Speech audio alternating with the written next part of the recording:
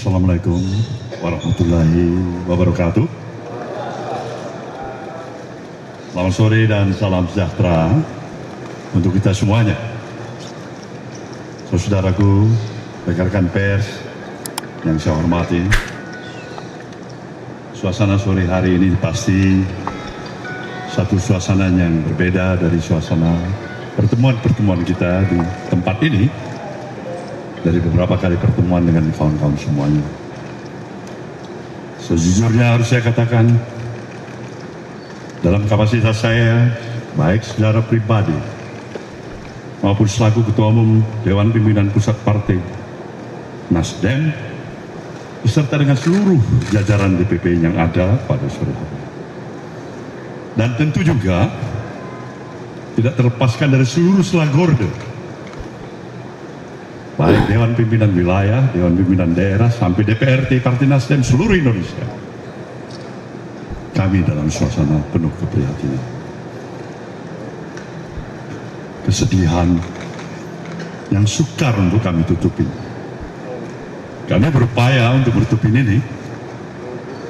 Kami berupaya untuk kami tetap tegar, bisa tersenyum dengan teman-teman semuanya. Kami upayakan itu. Tapi kalau teman-teman bisa memahami sesungguhnya apa yang ada dalam nurani diri pribadi saya, ada kesedihan, keperihan hati, tidak seperti biasanya. Saya memahami kasus seperti ini bukan yang pertama kali dihadapi oleh partai ini, tapi untuk hal yang terjadi kali ini kepada Sekretaris Jenderal DPP Partai Nasdem, saudara kami Johnny Plate, saya harus katakan sekali lagi, kami berduka untuk ini. Saudaraku semuanya, ditetapkannya saudara Johnny Plate sebagai tersangka itulah merupakan bahagian dari proses hukum yang harus dilaluinya. Apa sikap Nasdem?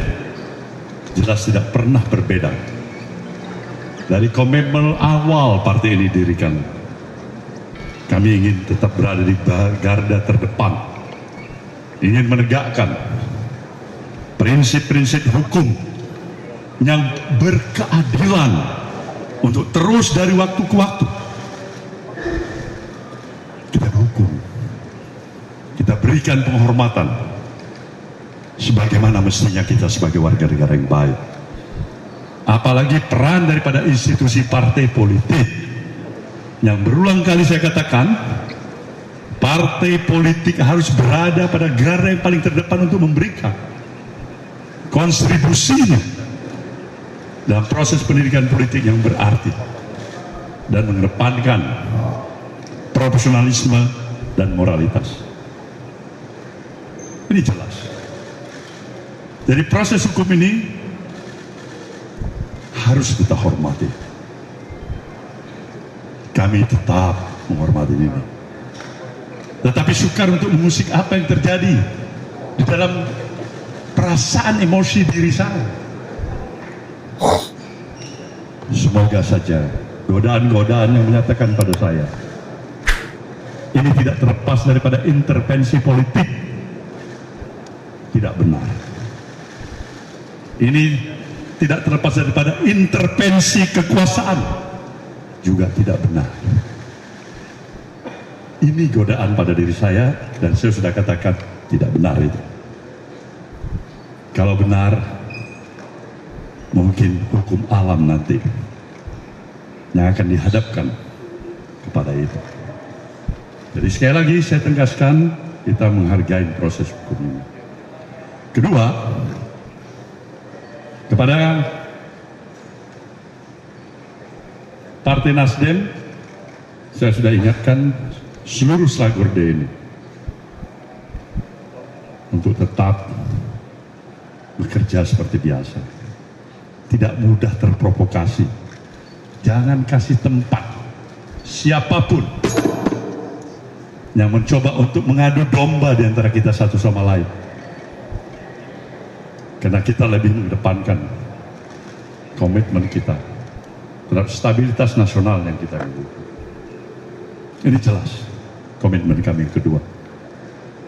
Dan yang ketiga,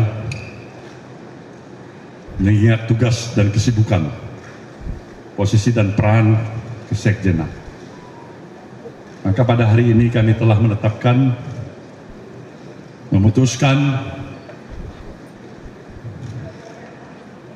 Saudara Haji Muhammad Taslim, Harbali Taslim, sebagai pelaksana tugas kesekjenan sekjen. Inilah yang bisa kami berikan keterangan pada saudara semuanya, dan tentu saya pasti memahami kawan-kawan dan saudara semuanya ingin bertanya kepada saya selaku pucuk pimpinan partai ini. Saudara boleh bertanya apa saja. Terima kasih. Nah, lalu lintas ini harus kita atur baik-baik. Ya, datang Kompas. Andika, Hilman, mana di TV mana? Ya, 3 dulu ya. Silakan datang.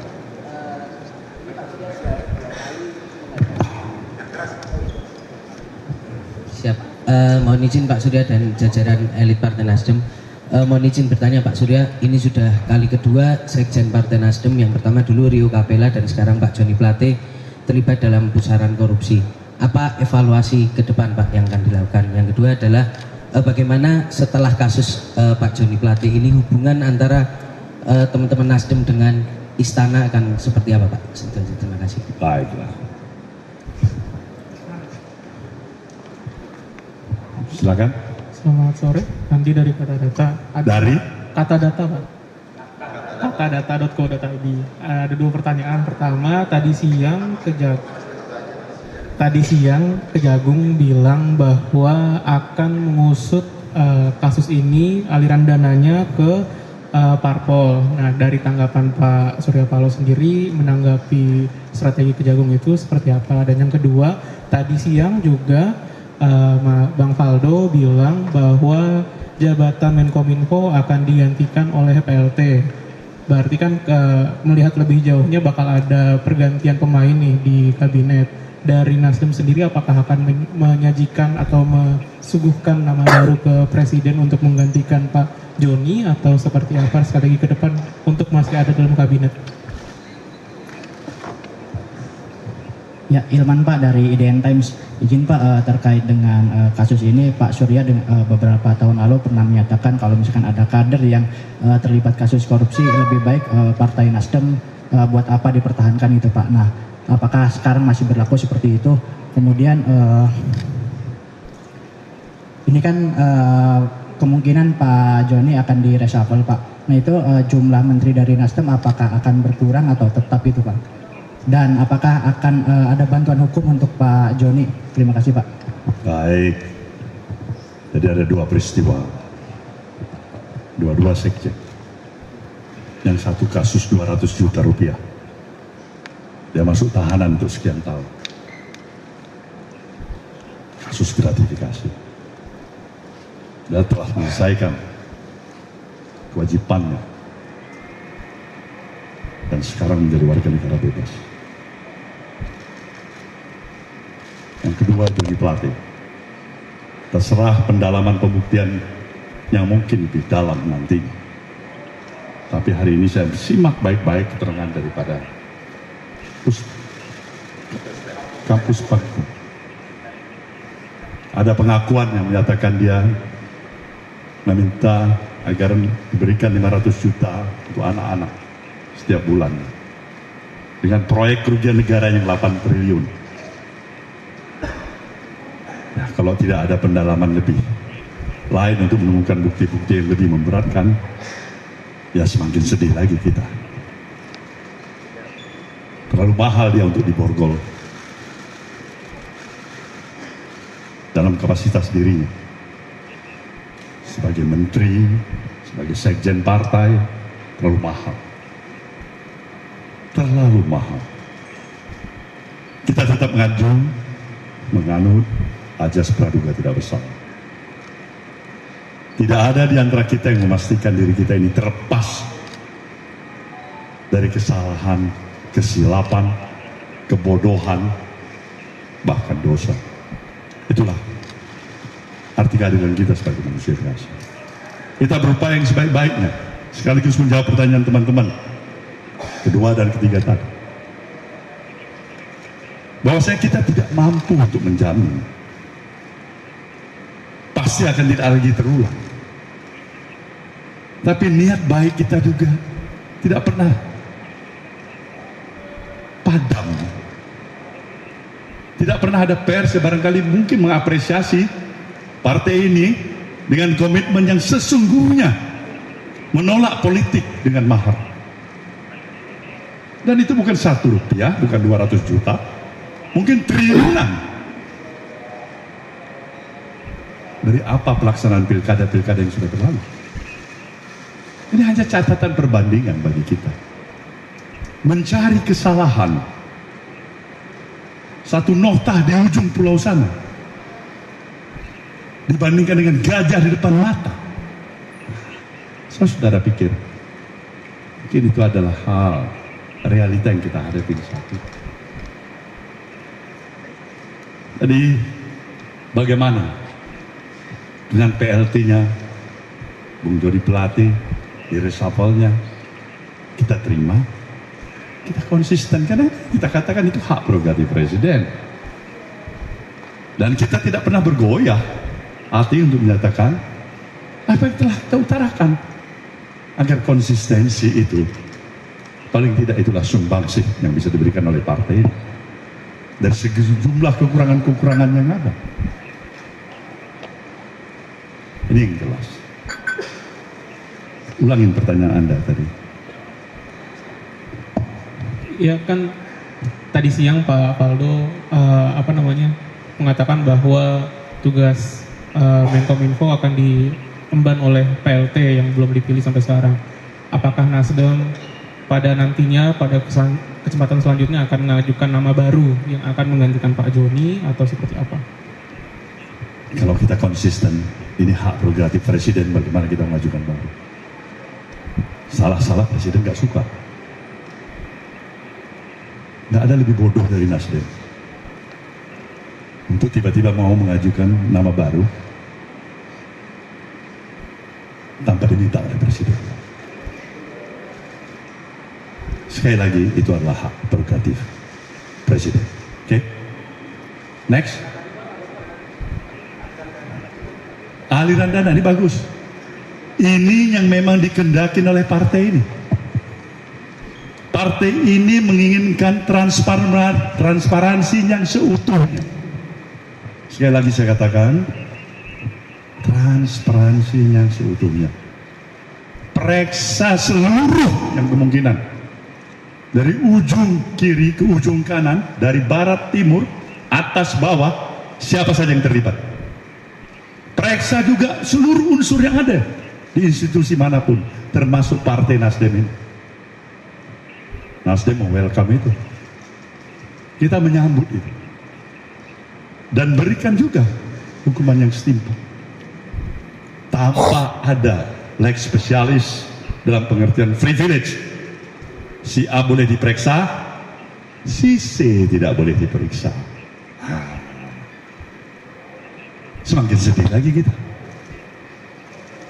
Semakin sedih. Tapi kalau transparansi itu dilakukan dengan kemampuan profesionalisme Kejaksaan Agung kita yang bebas juga dari intervensi siapapun dan juga kepentingan politik dari manapun, kenapa kita tidak berikan dukungan sepenuhnya? Jadi kalau kawan-kawan tanya, Nasdem mau berikan dukungan sepenuhnya atau setengah? Saya bilang totalitas kita akan berikan dukungan itu. Agar semua kita tuntaskan. Kalau enggak, sia-sialah kita untuk menginginkan dan memperjuangkan sesuatu misi besar, membawa kemajuan bangsa dan negara, menjaga demokrasi negeri ini, dan memperjuangkan rasa keadilan yang sesuai dengan komitmen kebangsaan kita. Itu kira-kira. Pak, pertanyaan Pak dari saya sini Pak. Ramli dari Times Indonesia. Saya pengen minta tanggapannya dari Pak Surya Paloh tentang yang sudah ramai di media sosial. Ini kan sudah dikomentari oleh semua masyarakat Pak, bahwa kasus ini ada intervensi dari kekuasaan dan salah satunya karena ada pandangan politik yang berbeda antara Pak Surya Paloh, mungkin ya kedua Anies, dan pemerintah mungkin ke salah satu kandidat. Mungkin itu Pak. Bagaimana tanggapannya Pak? Tanggapan saya ini sebenarnya harus mengkaji ulang. Apakah itu benar?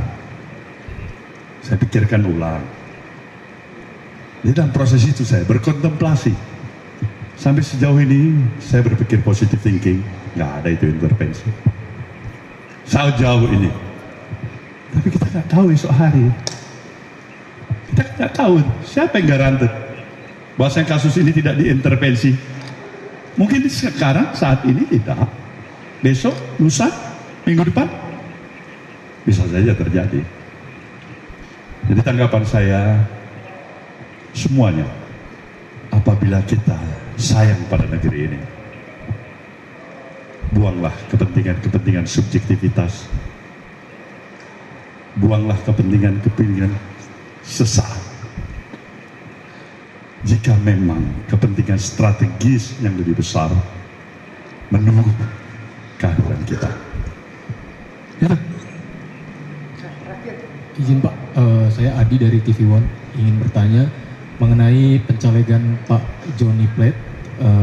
Apakah ada pengaruh dan elektabilitas Nasdem mengenai pencalonan Anies, Pak? Terima kasih. Ya, kawan-kawan tahu itu. Sebenarnya pertanyaan Anda bisa jawab, pengaruh pasti ada. Institusi partai politik yang dibangun oleh kekuatan persepsi dan keyakinan publik, salah satu faktor atau key factors yang menentukan sekali. Kalau wartawan, barangkali kawan-kawan wartawan ya mempunyai opini, Nasdem itu memang udahlah, memang partainya bullshit, itu nggak ada artinya, itu lemah, itu salah, itu bohong, itu memang nggak perlu kita hukum, itu rusak itu elektoralnya. Tergantung bagaimana kita membangun persepsi publik, dan itulah peran rekan-rekan institusi pers yang saya nantikan dan saya harapkan, pers yang bebas dan tetap mempunyai rasa tanggung jawabnya, tapi pada profesionalisme dan etik yang kita miliki. Bapak izin sedikit lagi, Bapak mau tanya, saya Rumondang dari Detikkom, mau tanya soal apakah sebelumnya Pak Plate pernah mengajukan untuk mundur dari Menkominfo sebelum ini. Kemudian soal pencalekan Pak Plate yang sudah berjalan, apakah pendaftarannya ditarik atau seperti apa? Kemudian tadi soal bantuan hukum kepada Pak Plate terkait hal ini seperti apa? Terima kasih. Pertama, sebagai sekretaris jenderal dan saya dalam kapasitas sebagai ketua umum, tentu saya wajib mendalami kasus ini. Toh ini sudah cukup menjadi konsumsi publik dalam beberapa waktu. Joni juga sudah periksa berapa kali. Pertanyaan saya sederhana. Bung tahu, saya ketua umum di sini menyerahkan semua energi dan idealisme saya, waktu dan tenaga pikiran saya. Saya tidak mempunyai interest apapun untuk duduk dalam suprastruktur kekuasaan dan pemerintahan. Saya ingin mengabdikan diri saya untuk membangun negeri ini. Satu hal yang saya minta dari Anda, jujurlah, Anda ada terlibat atau tidak? Hal yang prinsipil sekali. Kalau ada urusan tetek bengek, saya nggak campurin itu. Hal yang prinsipil sekali, yang bisa merusak kita semua. Dialog ini 1 kali, 2 kali, 3 kali. Dia menyatakan nggak ada. Itu yang pertama. Maka saya confident untuk dia sebenarnya tidak terseret dalam situasi seperti apa yang dialami oleh dirinya hari ini, yang diborgol tadi. Saya membayangkan bukan hanya anaknya, istrinya, cucunya. Itu barangkali yang menyentuh rasa human hati saya. Tapi itulah konsekuensi yang juga harus dibayar. Kedua, mengenai masalah pencalekan. Ini kita akan konsultasikan dengan KPU. Kalau memang KPU menyatakan oke, kita masih mengadu ajas presumption of innocence. Praduga tidak bersalah. Jelas itu. Ketiga, bantuan hukum wajib. Kawan-kawan di luar partai aja kalau memang minta bantuan hukum kita kasih. Apalagi sekretaris jenderal partai ini. Kewajiban kita untuk memberikannya. Baik, kawan-kawan semuanya. Satu Pak. Stop. Thank you. Pak. Selamat sore, terima kasih. Baik sahabat sekalian, demikianlah kita mendengar pernyataan sikap yang disampaikan oleh seorang Ketua Umum Partai Nasdem, Surya Paloh. Ya kelihatannya mukanya cukup sedih dengan informasi atau berita yang diterima hari ini, dengan ditetapkannya seorang Johnny Plate awalnya sebagai saksi menjadi tersangka. Dan ini merupakan pukulan telak bagi Partai Nasdem, karena seorang Johnny Plate merupakan sekjen Partai Nasdem. Dan ini menjadi pengalaman buruk yang kedua bagi Surya Paloh, karena sekjen Partai Nasdem sebelumnya juga pernah tersandung kasus korupsi yang sama, dan kali ini kembali sekjennya tersandung kasus korupsi. Dan pukulan bertubi-tubi atau dobel ini yang membuat Surya Paloh cukup terenyuh, dan dalam memberikan pernyataan sikapnya tadi pun kita melihat bagaimana raut muka yang sedih, yang terpukul, yang kita bisa lihat dengan suara yang sedikit parau yang menyampaikan beberapa hal seperti yang kita saksikan dan dengarkan bersama tadi. Dan terkait upaya hukum yang bisa dilakukan oleh Nasdem dalam ini untuk memberikan dampingan hukum, tentunya ya sebagai Ketua Umum pasti beliau akan berupaya untuk itu, tetapi beliau pun dalam pernyataan menyampaikan sikapnya bahwa tetap menghargai keputusan dan proses hukum yang berlaku saat ini, hanya dengan harapan agar kiranya kasus ini tidak dikait-kaitkan dengan hal lain. Dan ia berdiplomasi bahwa ya kalau berpikir soal politik itu juga tidak benar, berpikir ini akibat daripada peran penguasa itu pun tidak benar. Tetapi ini pernyataan diplomasi yang disampaikan oleh seorang Surya Paloh. Tentunya dua hal yang disampaikan ini pasti publik akan menilai apakah akan dikaitkan dengan Pilpres dan juga Pileg nanti pada tahun 2024. Dan ini pasti akan berdampak negatif terhadap partai itu sendiri. Dalam hal ini Partai Nasdem yang juga tidak hanya berdampak di pusat tetapi juga akan sampai ke daerah-daerah. Dan juga akan berdampak pula terhadap partai koalisi perubahan yang dicanangkan saat ini adalah Nasdem, PKS dan juga Demokrat yang akan mendukung Anies Baswedan. Tentunya dengan ditambah atau bertambahnya kader-kader partai pendukung Anies yang masuk dalam jajaran pejabat yang melakukan korupsi seperti yang kita saksikan saat ini, itu juga tentunya akan berdampak buruk juga terhadap Anies Baswedan selaku calon presiden yang diusung dari Partai Nasdem ini. Dan ini bagi lawan politik tentunya akan menjadi suatu informasi yang bagus, yang baik, di mana saat berperang atau bertanding nanti, tentunya hal ini akan diangkat atau akan diungkap sehingga bisa menurunkan elektabilitas partai itu sendiri. Baik para sahabat sekalian, untuk informasi lebih lanjut nanti kami akan reaksi pada kesempatan video berikutnya.